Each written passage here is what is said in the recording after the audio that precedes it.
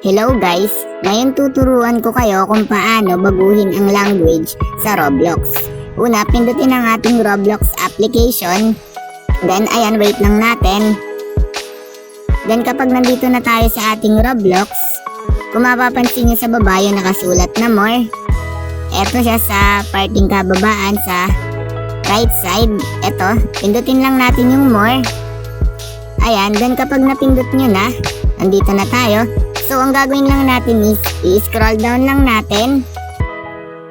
Ayan, scroll down lang natin. Then, kapag na-scroll down nyo na, mababasa nyo naman yung nakasulat na settings. Eto siya, sa right side. Eto, pindutin lang natin yung settings. Then, ayan, kapag napindot na natin ang settings, nandito na tayo. Marami kayong mababasa dyan.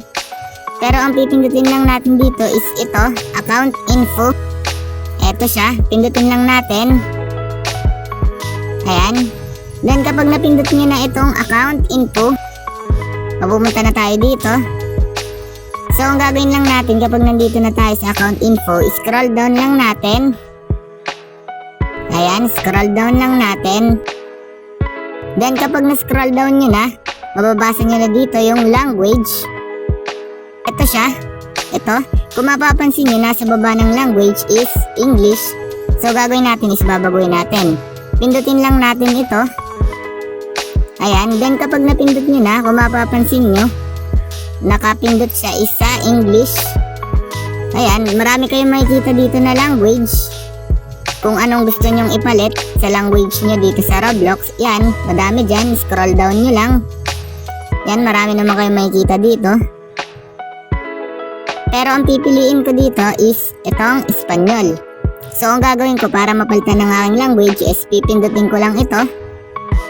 Itong Espanyol. Ito. Ayan, then kapag napindot nyo na, kung mapapansin nyo, napalitan na. Mag-uulit siya sa una. Then ayan, kung mapapansin nyo, na-open na uli ang ating Roblox. Iba na ang kanyang language. Ayan. Ayan, check natin. Babalik lang ulit tayo doon. Yan, kung mapapansin nyo, iba na naman ang language ng ating Roblox. Yan, titignan natin. Papakita ko sa inyo.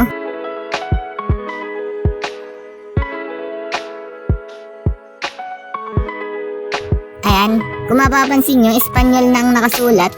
Dito, hindi na English. Kasi napalitan na natin. Ayan, ganun lang naman kadali magpalit ng language dito sa Roblox application. Ayun lang. Thanks for watching.